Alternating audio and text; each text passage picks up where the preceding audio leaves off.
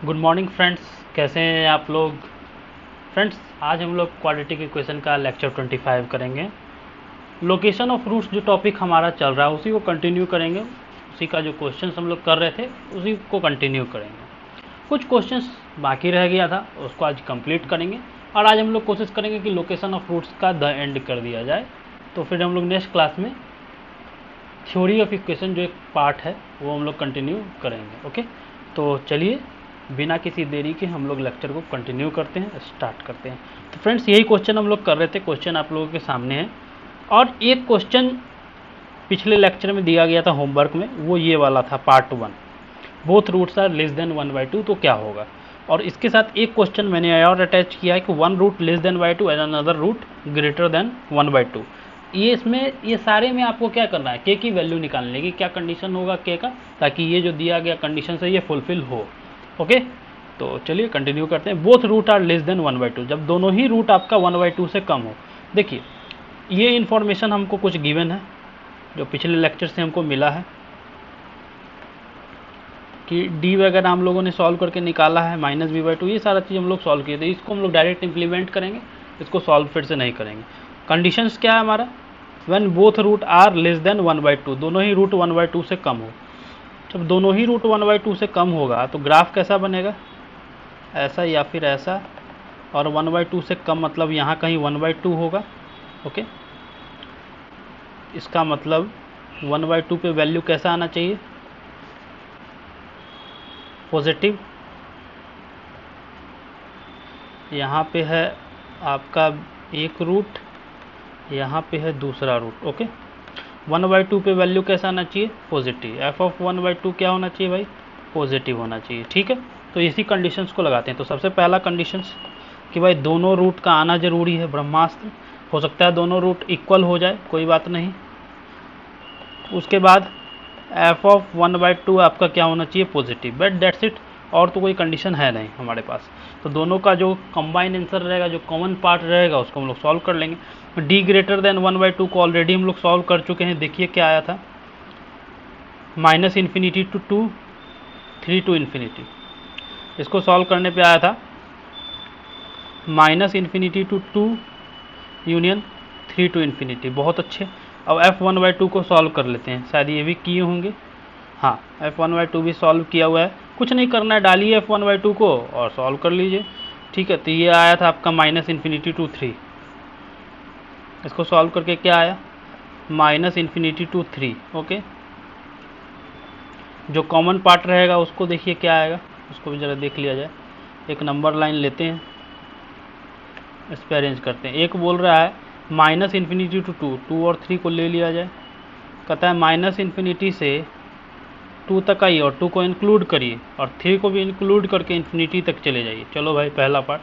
दूसरा बोल रहा है -∞ से 3 तक आइए, लेकिन 3 को आप ओपन रखिए। ठीक है, तो जो कॉमन पार्ट आ रहा है वो क्या रहा है फ्रेंड्स, जरा आप देखिए, ऑब्जर्व करके पता चलेगा कि भाई कॉमन पार्ट ये वाला है। तो इसका मतलब हम बोल सकते हैं k belongs to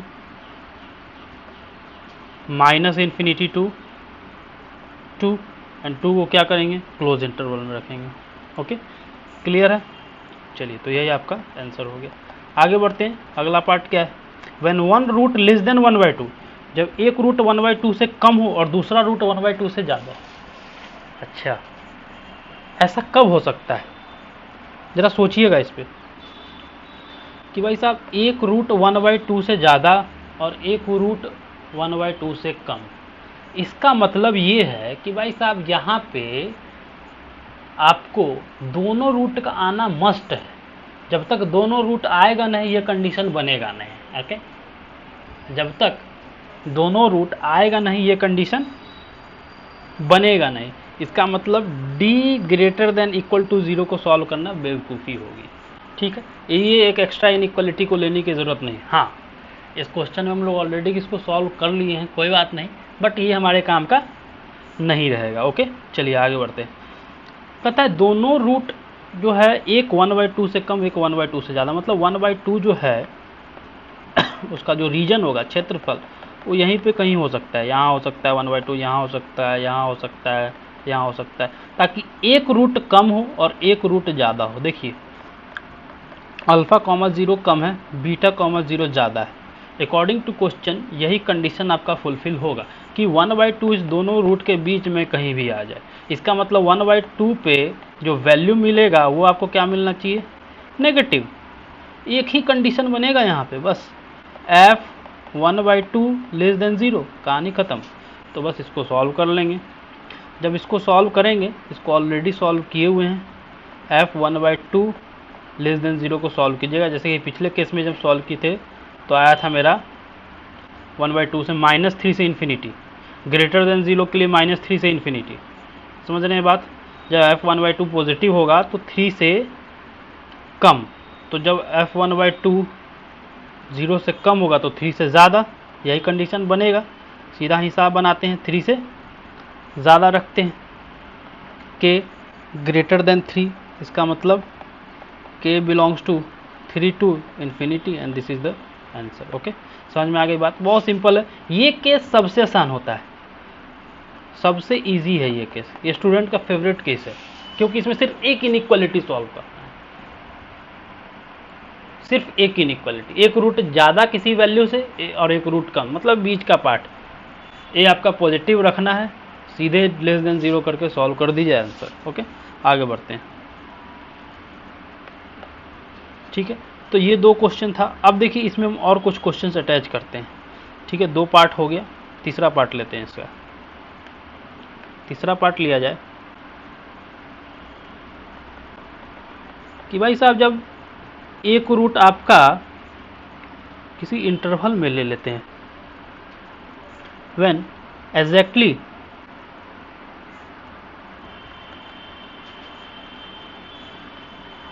one root lies in interval 0 to 1/2, ये अच्छा केस है, इंपॉर्टेंट है, समझिएगा इसको। जब एक रूट आपका इसी एग्जैक्टली एक ही रूट इसी इंटरवल के बीच में आना चाहिए, एग्जैक्टली एक ही रूट इसी इंटरवल के बीच में आना चाहिए, इसका क्या मतलब है? देखिए, अगर ग्राफ आपका ऐसा है तो एक रूट इस इंटरवल में आए, यहाँ पे 0, यहाँ 1/2, ठीक है, एक रूट आ गया अल्फ़ा कॉमा 0, बीटा कॉमा 0, ठीक है, बात समझ में आया? एक रूट आ गया। अच्छा, ऐसा बात है, इसका क्या मतलब है?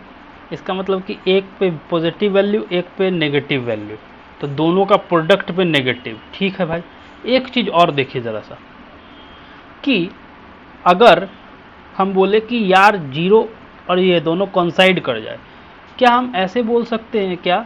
समझिएगा बात को, कि यार 0 यहाँ है, 1/2 यहाँ है, तो भाई साहब अब इस पे इस दोनों के इंटरवल के बीच में अभी भी एक रूट तो आ रहा है, पहले अल्फ़ा आ रहा था, अब बीटा आ रहा है, ये भी केस पॉसिबल है। देखिएगा, ये पहला केस, ये दूसरा केस, जो पॉसिबल केसेस से पहले उसको ड्रॉ किया जाए, ठीक है। लेकिन दोनों को जब आप ऑब्जर्व करिएगा तो भाई एक चीज़ तो कॉमन है कि भाई f0 पे पहले पॉजिटिव था, 1/2 पे नेगेटिव था, अब f0 पे नेगेटिव है, 1/2 पे पॉजिटिव, मतलब f0 f1/2 दोनों ही केसेस में लेस देन 0 तो होगा ही होगा।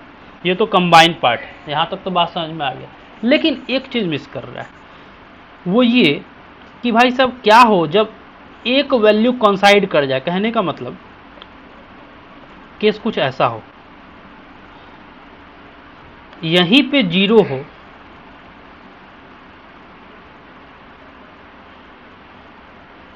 और यहाँ 1/2 हो, यहीं पे 0 हो और यहाँ 1/2, क्या इस दोनों के बीच में एक रूट आ रहा है?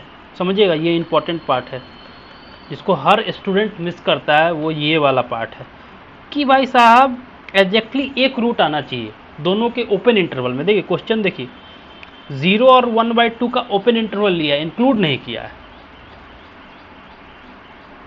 तो यहाँ पे क्या हमारा दिया गया क्वेश्चन का जो कंडीशन है वो फुलफिल हो रहा है, हो रहा है। इसका मतलब कि जब इस केस को आप ऑब्जर्व करेंगे तो आपको क्या पता चलेगा कि भाई साहब f0 f1/2 दोनों का प्रोडक्ट क्या हो गया, 0 हो गया। जब ऐसा केस भी फुलफिल होगा तो एक चीज़ है कि तब भी दिया गया कंडीशन हमारा सेटिस्फाइड रहेगा, हो सकता है सेटिस्फाइड हो, ठीक है। तो ये भी एक पॉसिबल कंडीशन है, इसको हम थर्ड लेते हैं।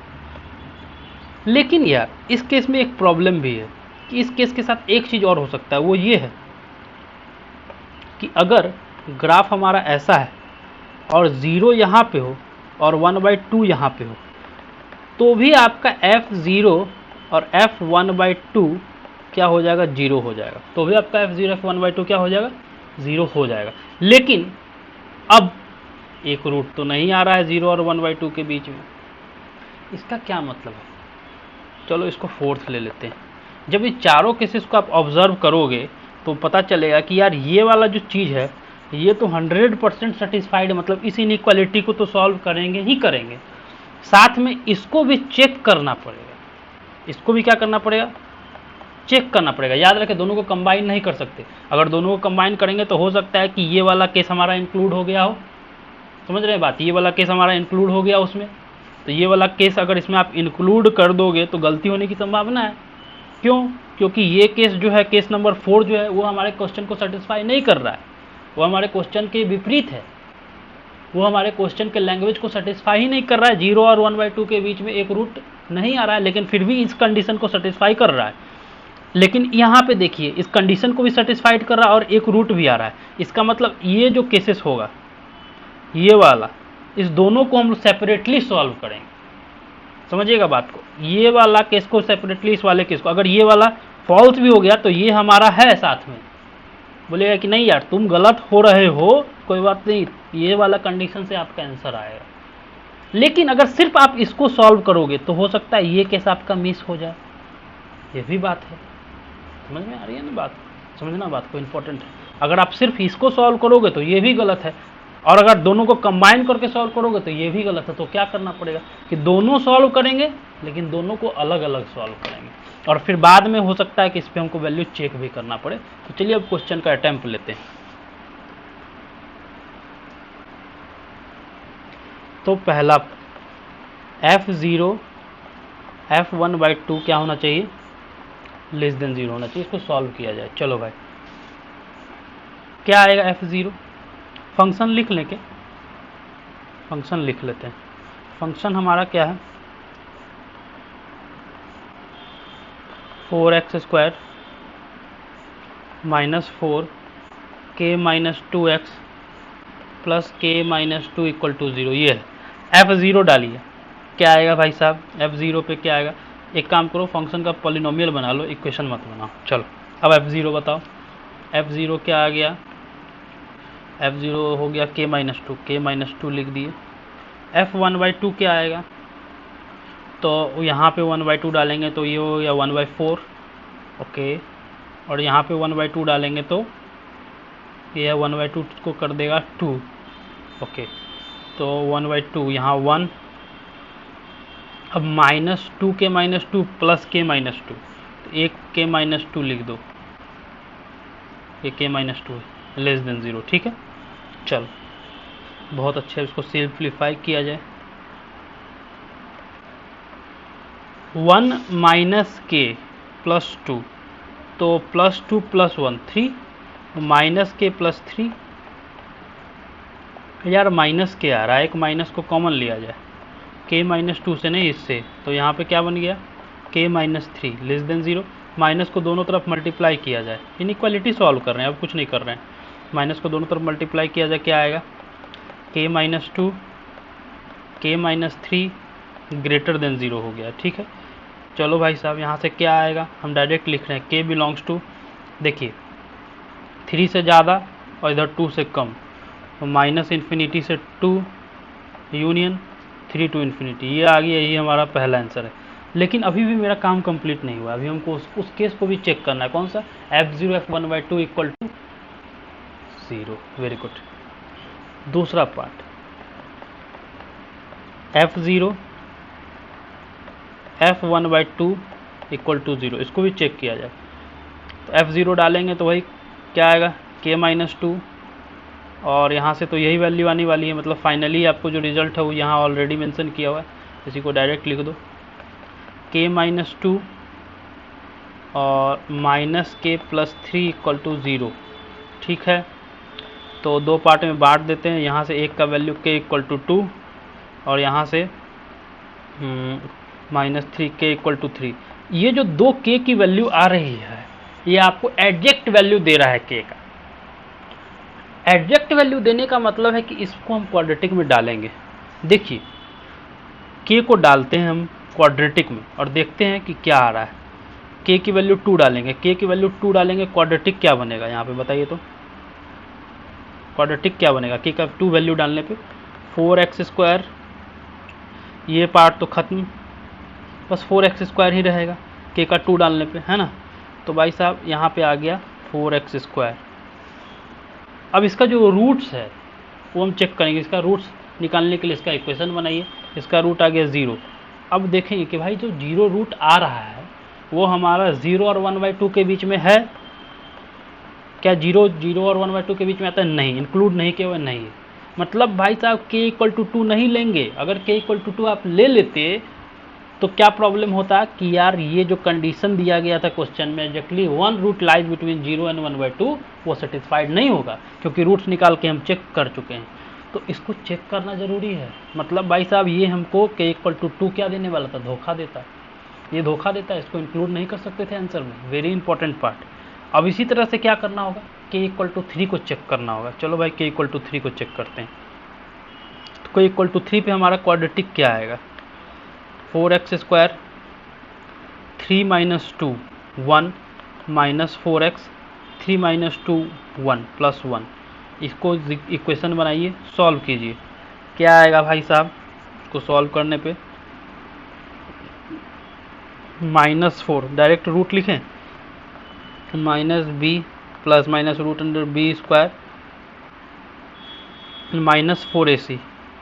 तो 4ac 16, तो ये ख़त्म, डिवाइडेड बाय 2a।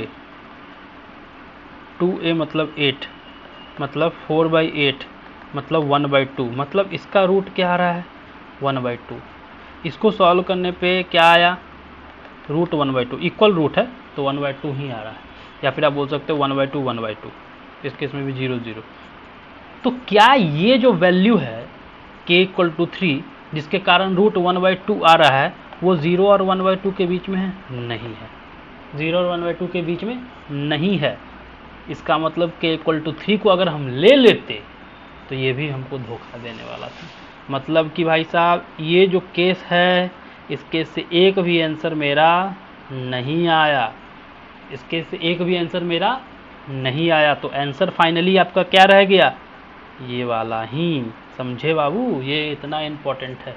और ये क्वेश्चन आप कहीं भी चले जाओगे तो ये क्वेश्चन जरूर आपको पूछेगा प्रैक्टिस पेपर पे। IIT एडवांस में, JEE एडवांस में और JEE मेंस में ये केसेस को डिस्कस नहीं किया जाता, इस केसेस पे क्वेश्चन नहीं पूछा जाता है। लेकिन आप अगर कहीं टेस्ट सीरीज देते हो या कोई इंस्टीट्यूट में आप पढ़ रहे हो तो वहाँ पे इसका प्रैक्टिस जरूर करवाया जाएगा। अगर नहीं करवाया जा रहा है तो समझो कि बाबू आपका इंस्टीट्यूट सही नहीं है, क्योंकि यार ये सबसे टफ केसेस है और इस पर इंस्टीट्यूट वाले हमेशा प्रैक्टिस करवाएंगे। ये मैंने आपको एक रिकमेंडेशन कर दिया, इसे आप चेक कर सकते हो भाई साहब आपका कैसा चल रहा है लेवल। ओके, तो मेरे प्यारे दोस्तों आपको ये बात समझ में आ गया होगा, और ये बात अगर समझ में आ गया तो इसका कुछ प्रैक्टिस कर लेना। और अगर आप बोलोगे तो हम आपको कुछ क्वेश्चन सेशन भी प्रोवाइड कर देंगे इसमें बेस्ड, जो आप लोग बनाइए और अपने आप को बूस्ट करिए। तो फ्रेंड्स कैसा लगा आज का लेक्चर कमेंट करके ज़रूर बताइएगा। मिलते हैं आपसे लेक्चर में, पढ़ते रहिए और मस्त रहिए, व्यस्त रहिए। Okay guys, bye and take care.